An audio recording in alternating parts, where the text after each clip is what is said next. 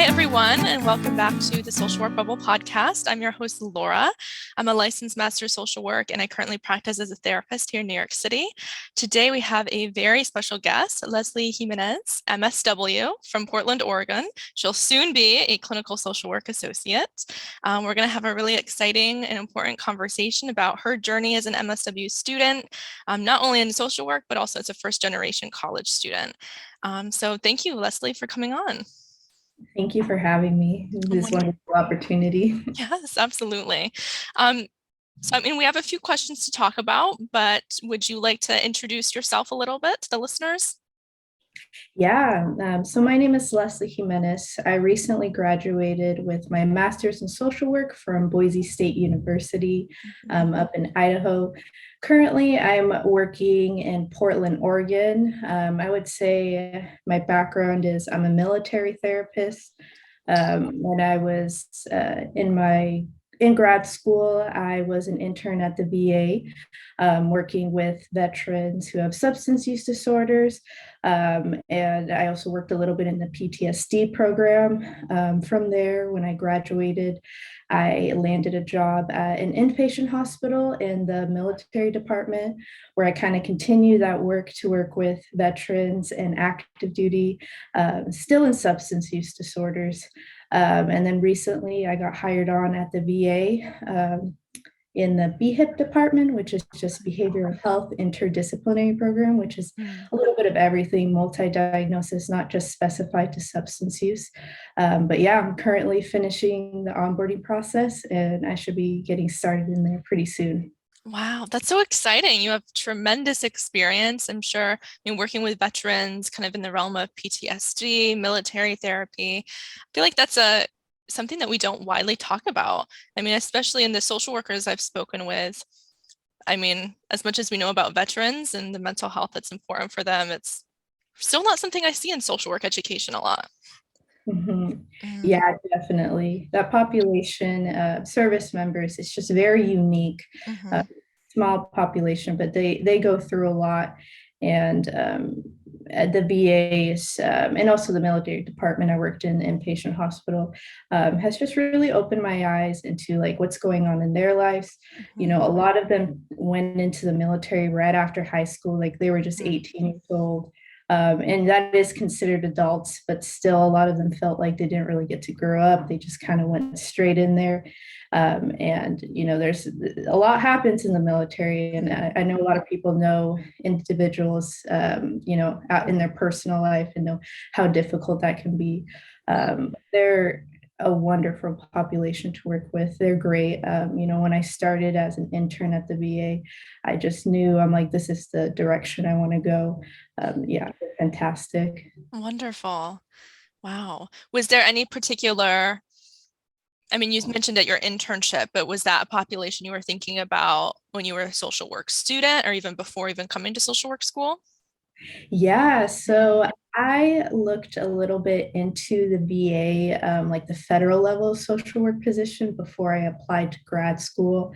But you know, when I was reading stuff online, they said it's a little bit hard, it's competitive, and I saw that Boise State did have it for your final year internship opportunity at the VA.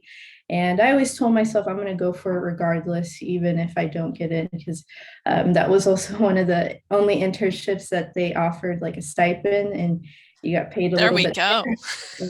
Yeah, and as grad students, that's you know, it's hard. So yeah, I started just working with you know, what people call civilians, just regular people like you and I, non-service members, just in a rehabilitation, substance use disorders. And I started with doing CBT, relapse prevention. And I really got stuck on that. I was like, this is great. I love this population as well. And, you know, then I worked with a few service members there. And then I was just like, their stories are so interesting. They're so unique. And I feel like these individuals are often overlooked. And, you know, I gave it a shot applying my senior year of grad school, and I got into the substance use rehabilitation program, And it was so exciting when I started there. I'm like, yeah, this is definitely what I want to do moving forward in my career. That's wonderful. It's so great when those things really align in school, right? Because then you can actively get that experience and you have a good start moving forward. Definitely. Wonderful. Tell us more about your journey in college, like what allowed you the foundational steps to begin college and what that experience was like for you. Yeah, definitely. So I would say my higher educational journey started around when I was 17, 18 Mhm. years old. In my high school at the time, we had this program called Running Start, which was you can start college and still get your senior year credits. And yeah, and it was an easy way to get free college. You had to go to community college, but at that time, I'm a first generation student. Mhm. Parents, their highest degree was about, fourth grade education. My dad has Mm, a diploma, and there wasn't a lot too much structure when it came to what I wanted to do for higher education, just because at the time I didn't have too much resources. So, mhm. the community college opportunity, it seemed really nice. It was nearby, and I went for it. I was about 17, about to turn 18, still not really sure where I was going, but I was like, I'm just gonna go along for the journey. Mhm. Um, Eventually, when about 2017, a year after I graduated high school, I got my AA, and that was super exciting. That Yes. journey alone, for me, community college was, or upper education for me alone, it was Mhm. difficult, but I had a lot of support from my family, my friends, and my professors there, Mhm. who really took their time with me when it came to like asking questions, sometimes staying after Mhm. class. So then when I got my AA, it was my last day of community college, and I like psychology, Yes. but I was doing my research, and at the time, I didn't really pictured myself going to grad school or having like an advanced degree, because I was Mhm. still in that mindset of like, one day I'll get my bachelor's. Like, it wasn't a Mhm. sure thing. It was more of like, I'm not going to give up until I get my bachelor's. Mhm. Um, the advanced degree was, so far fetched for me at the time. And when you look at psychology, a lot of stuff is saying like usually to get like good jobs or what you want, PhD, masters, and Yes. I was like, I don't think I can do that. It sounds Mhm. great, but I don't think I can. So then moving forward, I just, what's similar to psychology is what are some other things where Mhm. you can help people is what I started looking up on Google, helping people. Uh, Mm. and social work kept popping up, and I didn't know exactly what it was, but like, when you read into social work, that was like aligning with all my values and morals, like, Mhm. helping the vulnerable, um, you know being able to help people with a whole bunch of different populations, not just one, because we know social work is so versatile. So I was like, that sounds really good. I didn't Mhm. know exactly what it was, but I was like, that sounds good. Mhm. So I transitioned to my undergrad, which was still at home, Vancouver, Washington, uh, Yes. Washington State University, Vancouver. Okay. So I went there and I was like, do you guys do social work? They're like, we do not. We do Oh. psychology, human development, communication. Mm. So I was like, I'll do social sciences. And that's when I started looking at MSWs, Mm. um, programs, hearing about it. And a lot of the stuff that I wanted to do required an MSW. Mhm. And I was like, you know what? I'm going to do my best to finish my bachelor's. And I feel like as long as I'm still trying, there's going to be like a day, there's going to be like a year, there's going to be some time in my life where, I'll get accepted into like a program like the MSW, Mhm. and I'm going to go for it. Because at this point, I have nothing to lose because I got my associate. So I was feeling good about myself. Yeah. Well, kind of those building blocks. Yeah. Then that's wonderful. I went to community college too and loved it. Like I started off as a nursing major because similar to you, I had never even heard of social work before. And I'm just like, foreign concept, like no idea what that is. So I started off as nursing because, the helping profession. And, as you kind of go into school, you're like, yeah, this really isn't for me until I found out what social work was. And I really think community college made a difference in that because it wasn't like I was wasting a lot of money as I would at a regular 4-year school, having to change my major and like change some classes around. So I love that because it is a stepping stone for people who, maybe like you were talking about, like grad school, the advanced degree can feel so far off. And so community college and just staying local can really provide that next step. Yeah, definitely. Wonderful. What did you notice starting off in college, were kind of those biggest difficulties for you or adjustments that you noticed? I would say for me, the number one thing I was facing, I didn't actually know the word for it until Mm, later on, but it was definitely imposter syndrome. mm, Since I didn't, in my family, I was the only one at the time when I had my associates to have any educational degree like that.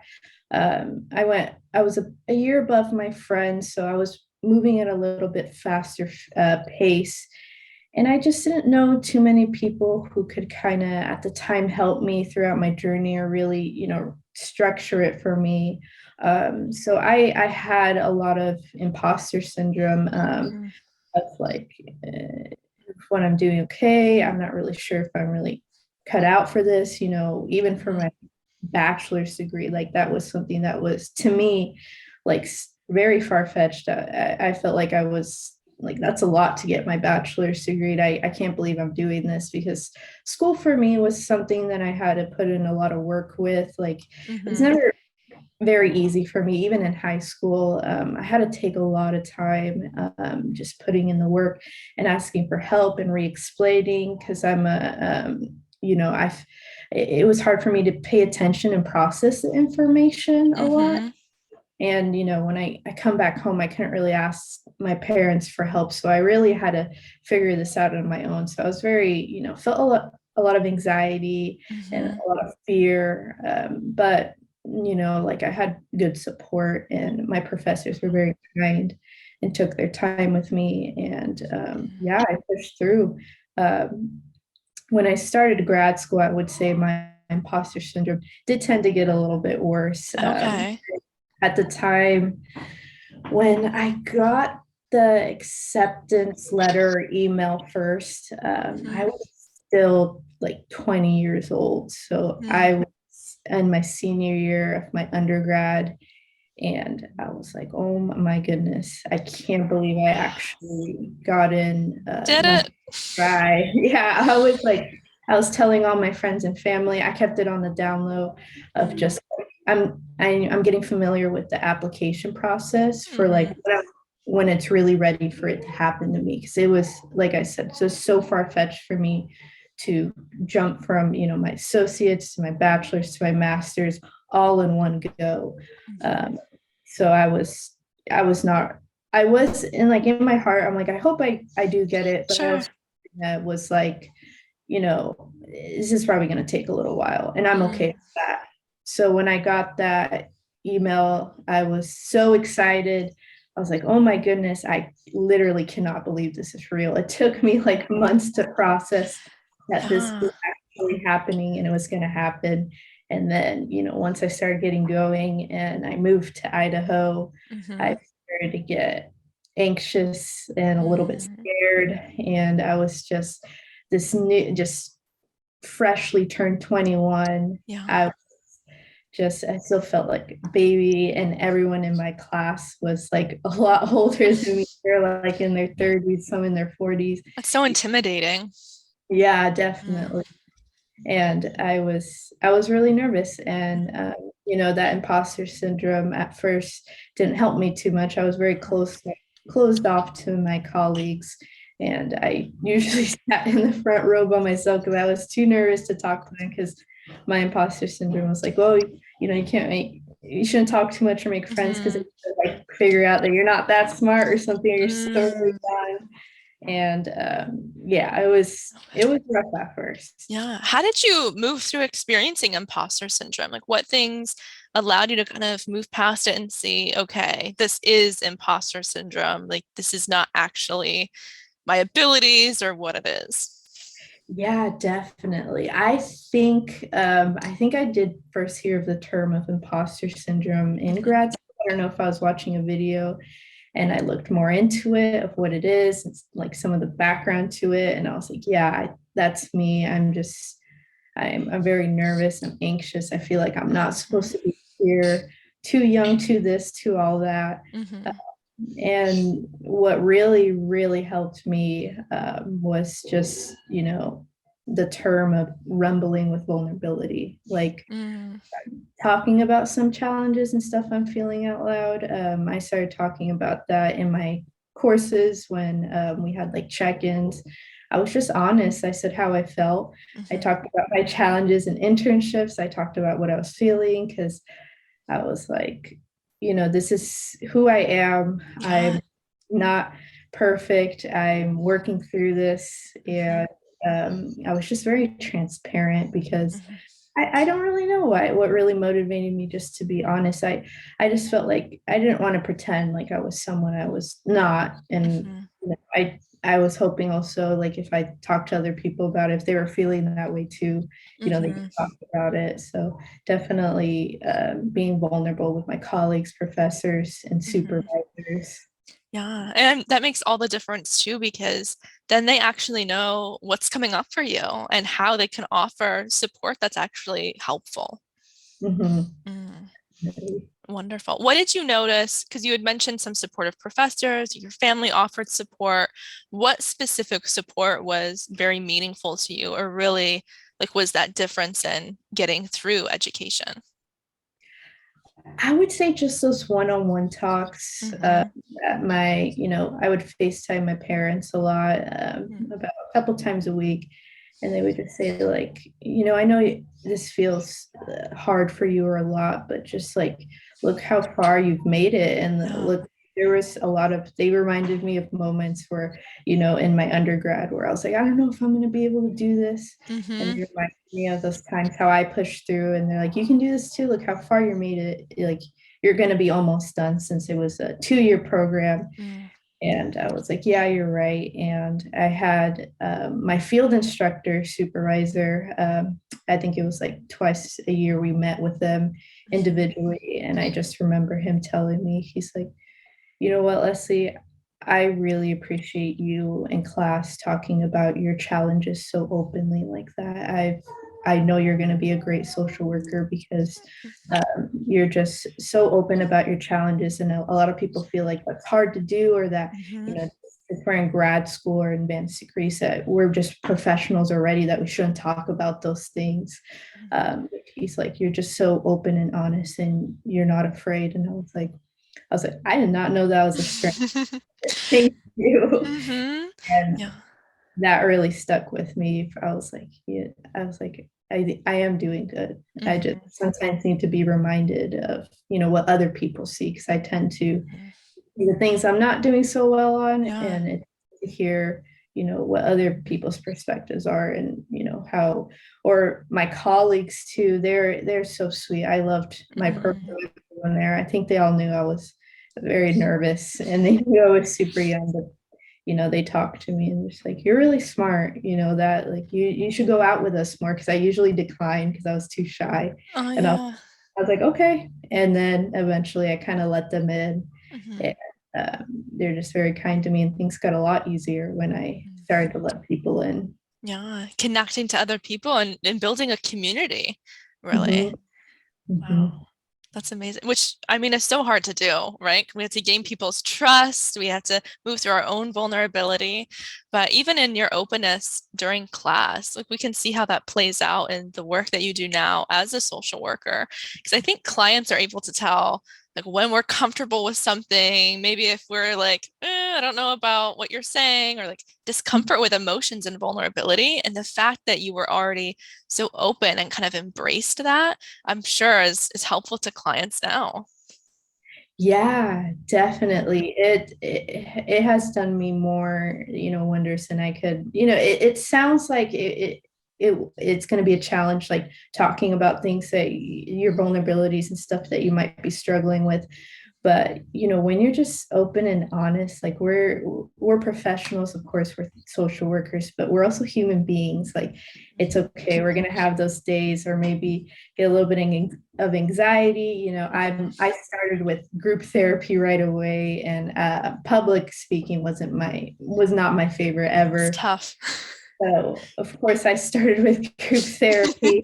And I just remember in my internships, there were times where I would get a little bit of anxiety. And for me, that happens. My voice shakes a little bit. It's a little bit lower. And I just, you can tell I'm nervous. And one thing that I did is I was an intern, I was just honest.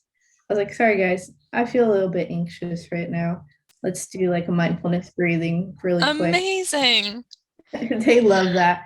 And they're just, they told my supervisor of the group, they're like, she's so great. She's so honest. Like, she's genuine.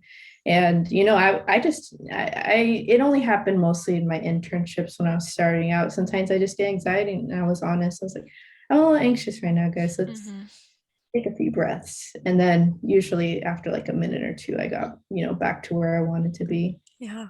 I love that. That has never crossed my mind to do. And I mean, that's so important though, because it really shows the people we're working with, like, we're human, like these aren't just your struggles that are personal to you. Like we all experience these emotions. These are skills that just as much as we're teaching you, we're bringing them home with us and using them as well. Mhm. Mm, Like, wow. That's incredible. yeah. And Okay. it's easier to move forward from it because Hmm. when I try to hide it, it sticks with me longer. But if I'm just like, I'm feeling anxious, it usually is gone in like a minute. And I'm like, okay, awesome. And just Hmm. move on. Great. That's amazing. Okay. Do you feel like your experience as a first gen student, kind of the difficulties and successes that you had with that affects how you practice as a social worker now? Yeah, definitely. Just being kind. One of the things in the work I do with group therapy and with the substance use disorders, a lot of the times we did have assignments and work to do. Mm-hmm. Something that I do and really emphasize in my work is just me, letting the clients know if you have questions or you want me to rephrase how I say anything, just let me know anytime.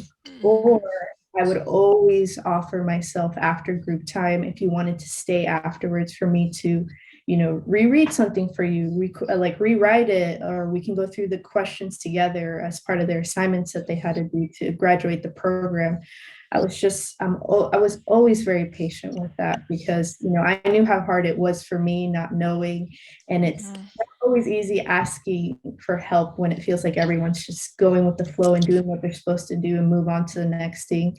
And you just feeling like you're sitting there kind of stuck and not sure. So I was just always open to helping. I did like writing sessions sometimes. I did sometimes write it out for them because I had Mm-hmm. clients who had like very shaky hands, Yeah. or I had a client that didn't know how to read. So Mm-hmm. I would, help them with that. So just taking my time and just being okay with, if I talk about something and they're just like, I don't know what you mean by that. And just being like, okay, let me re-explain it, and just being okay with that and being. Mm-hmm. Yeah, that's huge. That's really huge. And people we work with will see that. And they'll kind of, I mean, that's the empathy that comes out, right? That foundational piece in social work is just meeting people where they're at and being patient with them. Mhm. I was just thinking, you had talked about especially like emotional and mental difficulties in being first gen, right? And so you got a lot of support from your family and professors in that way. I'm wondering if there were any practical barriers as well. So like when I say that, I mean like with financial aid, like if you've never applied to college before, how the heck are you going to know what financial aid is and that whole process? So like were there things like that that were also, I mean, in terms of navigating really difficult? Yes, that was definitely a big component. I almost forgot about that. But um, so for me, with at the time, my parents, we don't have a lot of extra pocket money to pay No. thousands of dollars out of pocket for college. So I knew we had to take out loans. Mhm. My parents, it's such a funny story, but my mom and dad, they kind of knew when I started going to undergrad, this is going to be a lot of money to pay for because Mm. I was able to pay for my community college with at the time my tropical smoothie job. It wasn't too expensive, but when I went to an actual university, like that's a lot of money. It was about I think like 10,000 a semester, and I lived at Wow. home, so I did the best I could to save, but it was still a lot of money. Mhm. Uh, my parents, I think they started asking around. They're painters, so they network a lot with their clients. Yeah, They're just really outgoing people. They I just love are that. friends with their clients outside of work. So they started asking about that, and they talked about financial aid. And one day, my parents went to the financial aid office at WCV without my knowledge, and they kind of asked, "Can you ask the advisor there to explain the process to them? And is Mm. there anything that they can do to help me with grants and applications and stuff like that?" Because at the time, I was like, I don't think I'm going to get a grant or application because I'm not like an honor student. I was just Mm. very average, and at the time, I didn't really know my resources either, to be honest. Mhm. So they came back with a whole bunch of paperwork one day and they're like, do all this and it'll help you. And I was like, where the heck did you guys get this from? Uh, but I did it. And there's this, one thing that said, like, talk about your story and all that. And I was like, okay, I'll just do it. And, because of that and bringing me that paperwork literally to me, I was able to get a free ride in my undergrad completely, Wow. an extra couple $1,000s they provided me, all because my mom and dad took like that leap and just went themselves to try to understand Mhm. how this process works. So I thank them because I would have not done that. Mhm. I was just ready to take on loans and I was like, I'll pay it off in the future. Right. I mean, that's information that so many people don't even have access to. So it's like, how would we know? How would we even get the paperwork if we don't even know what's available? Yeah, I had no Mhm. idea. I had to do like the FAFSA application and stuff by myself. I'm an expert on it now. I help all my cousins and friends, There but you that's go. I had to learn real fast by myself how to do it. But it's hard, and I was very lucky that I was pretty tech savvy at the time. I knew like looked up stuff on Google, and I figured it out. But it's not easy. I still Mhm. help people to this day, how to do that. It's not always easy, Mhm. but you know, Google or asking your advisor, asking Yeah. people who know how to do it. And hopefully I hope the system gets easier to navigate. It's still kind of complicated. Very. Even for people that, I mean, like myself, I'm not a first generation student, but I did do a lot of the stuff independently. And I'm like, I remember looking at this paperwork and like the FAFSA, and I'm thinking, what is this? This makes zero sense. And it felt like so much pressure too. There are so many deadlines, so many pieces of paperwork we have to fill out. I mean, it's a miracle we were able to navigate it. But it's interesting too, because I wonder if I don't know if there are colleges out there that have these resources, but resources specific to supporting first gen students. Was that something that was at your institution or anything that you've heard of? I think there was support at my community college, Clark College. Hmm. They were very open and friendly with that. They always like talked about those kind of resources. But when I went to WSUV, like they didn't talk about those stuff. That's when it started getting like intimidating and scary. Hmm. But no, I wouldn't say so. It's yeah. Hmm. Wow. And in space that's so needed too. Like it's Mm, just simple to, I mean, have an advisor, right? That really knows the ins and outs of what that looks like. definitely. Okay. Wow. Now, in your experience, were you able to, I mean, I know there's some shyness, right? There's some imposter syndrome that's happening. Were you able to connect with other students that also identified as first gen?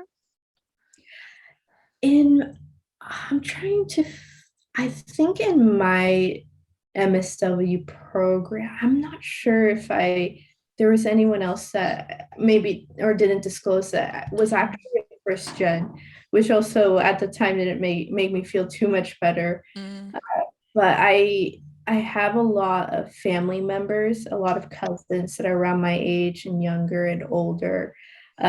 So I was kind of that first person to kind of go through all these things, and I yeah. always try to come back and give my knowledge to them because Mhm.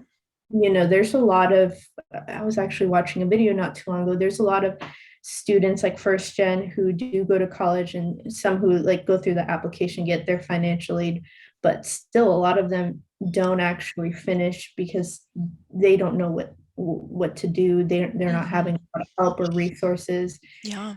And I believe that it's scary, it's tough. When I look back, there's a lot of times where I have no idea how I pushed through it. I think it was being able to come back and also like help my cousins too. I was like, well, I got to do this, so do it for them, or also show them like, we can do this. Mm, It is possible. I had a younger brother when I was in my MSW. Well, it was like about a year ago.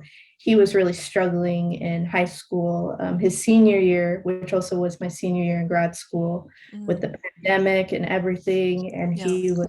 he would just call me. He's like, well, Leslie, like I'm ready to drop out. I don't think I can do this, maybe like my GED, something like that. Like this is too hard. And I was like, no, like I'll help you. We can do this. I know it's hard. I'm having a hard time.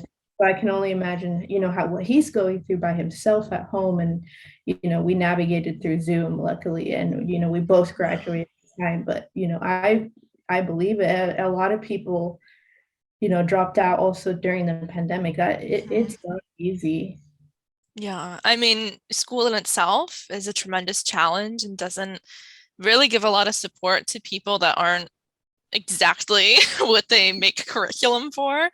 And so then having to navigate a pandemic and then all the struggles of, I mean, just the challenges and adjustments of finishing school when it's not necessarily the norm. I mean, it's very difficult. But you were able to take your own resilience and transfer it to your family.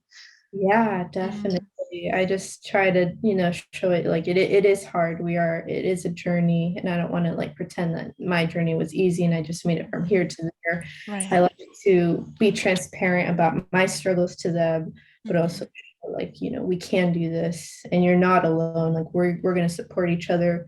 We're gonna make it through. And I always tell them, I said, wherever you want to go, whatever you want to do, I'll help you through it. Like I already went through this process. Like we can Mhm. do it together.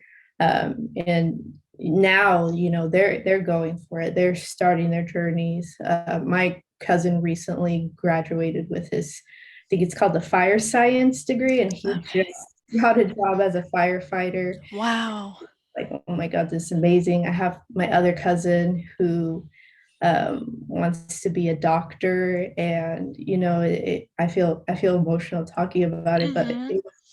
it was not that long ago where they're like, I don't know if we're going to be able to do this, and I was like, Wow. we can, we just we can't give up. Mhm.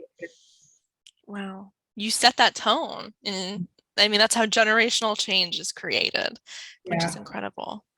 Wow. That's amazing. Oh my goodness. I mean, it's quite the journey though, and it really shows first the need for even changes in colleges, right? To offer more specific support to first gen students. Because I remember similarly to what you were talking about, people that are first gen students maybe not even graduating or even not being able to work after graduation, really carrying that out. So long term, higher education was helpful, and actually being a stepping stone.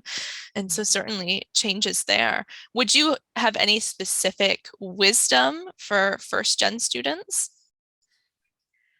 I would say, to all the first gen students that it is possible for us. And, I'm the proof that if you're willing to not willing to put in the work, but continue to work hard and understand, we do have barriers. There is going to be some things that might get in the way.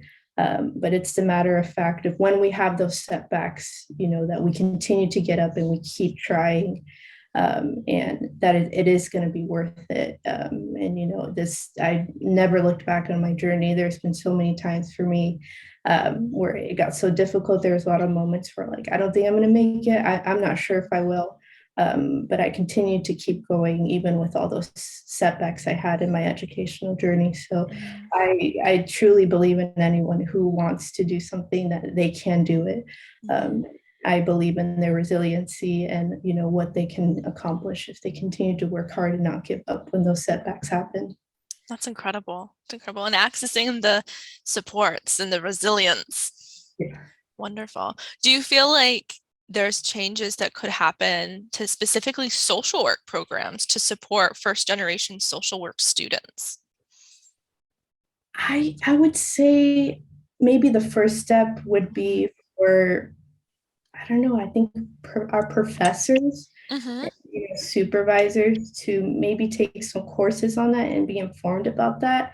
Definitely. In my MSW program, I didn't necessarily say I felt like there's a lot of talk about that, but I felt like that would have been super helpful for me if there was, because it is really scary out here. It is hard. I look back at times from like, I don't know how I did that. But I think just being informed about, your students that you're working with and our realities and, a lot of these barriers that we're going through, as first generation students. And also like for me, I was a student of color, like Yes. it's not always easy. There's a lot of things at home that we're also going through. Like me, I didn't have parents who went through it, any education like that. So a lot of times we can feel isolated and alone. And I feel like if we have these open conversations, that can lessen a lot of those feelings. And maybe we can connect to other students too that are feeling that way if there's more open discussions about it. Yeah. Absolutely. Right. That goes back to that vulnerability, and really, I mean, we talk so much in social work about being client-centered and, working with systems and understanding someone's like journey. I feel like social work schools need to do better to actually use the same methods with students. Definitely. Okay, wonderful. Well, thank you so much, Leslie, for sharing your journey. I mean, it was one of resilience, of dedication. And I mean, just speaking with you, I can just feel the passion and the empathy that you have for social work. And I know that you're making a difference in the work that you're doing. You seem like an incredible social worker. So I'm so excited you were able to, share your story today. For those listening, is there any way that they can continue to follow you and what you're up to?